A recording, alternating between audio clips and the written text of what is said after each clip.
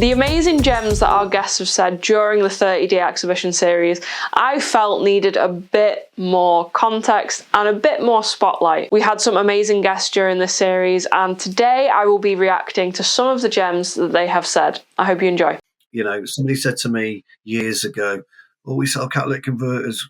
There's nothing sexy about them." Make it sexy then. Don't moan to me. Make it sexy. Show them why. Show them what it does. Show them what the reverse gases do and things of that nature. And so we came up with an article where we deconstructed it and reconstructed it. So we took it apart and rebuilt it, and we wrote this article about it, and it gave the humble catalytic converter life. Sometimes we can think that our product is boring, and what's being referred to here is that, like a catalytic converter, is that sexy at all? But when it comes to what we deal with, sometimes we can find our day-to-day boring, whereas to somebody else it might be really interesting. So I think from the content creator's point of view, and what we have seen work with clients, is the notion of documenting over creating. When we make something that's too polished, too dull, too corporate, it doesn't hit in the same way as if we were documenting it. This could be documenting how the product was made, documenting how the use of the product is done, documenting your team members describing the product or talking about the product. And when we use the document versus create, not only is there a lower barrier to entry, so it means that we don't have that much of a production effort and it's not hugely polished, it allows us to put out more content around a topic.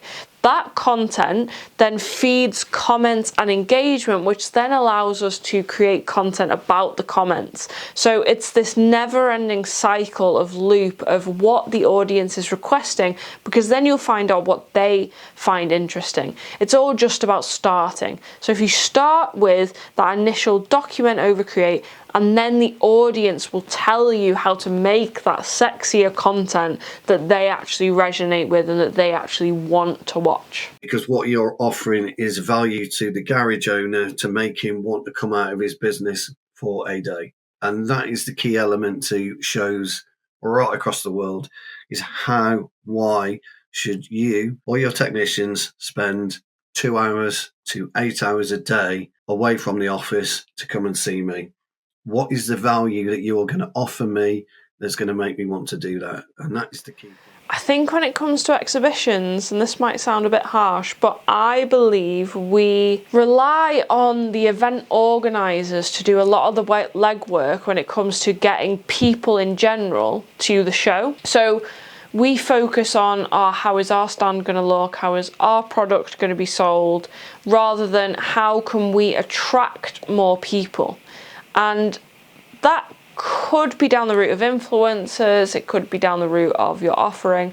I believe it should be along the route of what do we believe our ideal client's outcome is, and then is that worth them closing down their garage for a day? Is this something that they can't get from a demo from us, from a sales call from us, from an advertisement point of view from us, from content from us?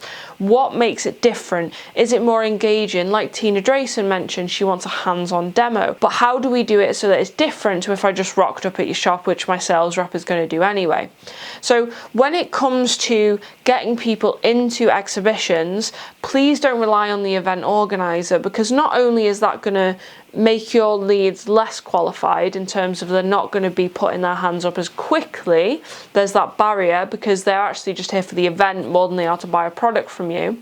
But then how can we reframe our stand so that it's actually worth 4 hours of your time, or whatever value that is that £250 an hour, £120 an hour, whatever? Is that return on my investment going to be made if I come to the show to your stand specifically? So think about your offering, think about how you can make it different to the normal sales channels that you have, and make it something that they believe that they will get that greater value from. It's about the whole journey. I mean, there's so much information, it's such a difficult space to navigate, and they were really focused on turning very complex information into sort of bite-sized pieces for the audience. And I think they have a good understanding. There's different levels of understanding within the industry. There are those who are just beginning the journey, who don't even actually know that they can access this tooling. And then there are those that are already up to speed, but they just want to grow, they want to get bigger, they want to move into the next thing. So I think what they're really good at is talking to all those different levels and using the right language. When it comes to our marketing in general, and this is something that Maverick do really well through Dave, Andy and Laura and the tech guys, is, for example, when we first started with Maverick Diagnostics in like 2018, OEM diagnostics then and still now was, you know, a complicated topic that most garage owners first off didn't even know that they could get the genuine dealer tools. If they did know, they kind of thought that it was a Chinese copy, they didn't realize it was the actual tool. And then from there, just the complexity of a lot of the software. Not only does it look like it comes from the 1980s, but it's inherently quite complicated anyway. So getting your offering down to those first principles, which means that every garage, every workshop, every body shop is going to understand it, is 80% of the battle. Once you can dissect the language, the concepts, the outcome that your customer wants, can understand, that is when you really are playing the marketing game, because not only does it mean that now your content is relevant to everyone within your ideal customer persona, but it means that you can then speak their language, which allows you to guide the sales conversion and conversation a lot quicker. A key part to this is like grade 3 English, for example. If most advertisements should be within grade 3 English, which then allows you to speak to your customers a lot easier, a lot fluently, without any barriers of communication, language or understanding. We're inviting our customers to come and ask anything at all, and we'll answer and go through any problems they're having. So it's essentially free tech support. We've also got you guys coming to talk about how workshops and garages and, you know, market their own businesses better, especially if they are using OE tooling, how to put that out there to their customer base. And then we've got an interactive quiz, multiple choice, really sort of OE specific, testing their knowledge, finding out where the gaps are. There'll be prize winners, and we've got some really good prizes, £1,000 off OE kit or training. You know, when I've reacted to some of these videos now, we're talking about the outcome for the customer, right? And something different that you can bring to your stand that would warrant somebody actually coming to the show, rather than just what the event organisers want you to do. And I feel like that's what Maverick have done here. By bringing their tech support guys, which typically you would either need to pay for a pay-as-you-go ticket or you would pay their DTS subscription, having them on the stand to be able to talk about all things diagnostic, OE, car repair is hugely valuable. Not only can you actually put a monetized amount to how much that would cost if you wanted all of their tech team in front of you for a Q&A session, but it also gives you that differentiator that they've not done before. On top of that, they are doing engaging competition on the stand where you can win over £1,000 worth of OE kit, as well as the beers that they're doing on the stand, so just a chill chat. So for this, you've got a Q&A session, you've got a competition, and you've got a relaxed chat. So there is everything that you would kind of want on a stand, all being hosted within one place. So when you are going to an exhibition, what is something that you could say, yes, this is X amount of value, and this is something that you cannot get anywhere else within our sales offering, like the tech guys coming to Maverick stand, or this is how you would win X amount of our kit. Not only does that get a lot of leads into your system because you know that they are actually interested in that specific product that you're promoting with inside the competition, but it also allows you to get leads in quicker because there's kind of a competition element to it, which Automechanica Messi Frankfurt mentioned inside one of their shorts here as well.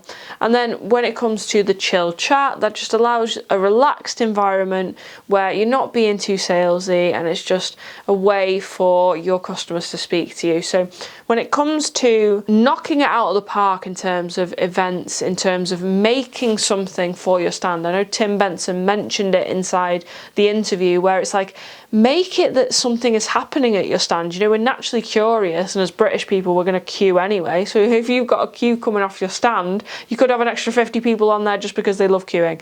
So make it more engaging by making it look like something is actually happening on your stand. And that's a great way to do it. And a differentiator is the main point of that. Ed, Sam, Will, and our tech support, our customers know them by name. They know our customers by name. There's a real relationship there. They're a safety net for them. They're more than just sort of getting the job done. It's not an afterthought. They're sort of building a partnership together. And so they're really involved in their businesses. They know all the nuances because every garage, every workshop, it works slightly differently. They're focusing on different brands. There are so many nuances. And so it's so important for them to have that relationship and know each other. When it comes to who to bring to your stand, like Laura's mentioning here, are there any kind of underrated heroes, right? So for example, if you sell tools, is there a warehouse manager that you wouldn't think that you should bring into the stand because he's not a sales guy, but actually he has a genuine relationship with the majority of your customers and has actually built up rapport with them? They know him by his name, you know, he knows them by their name.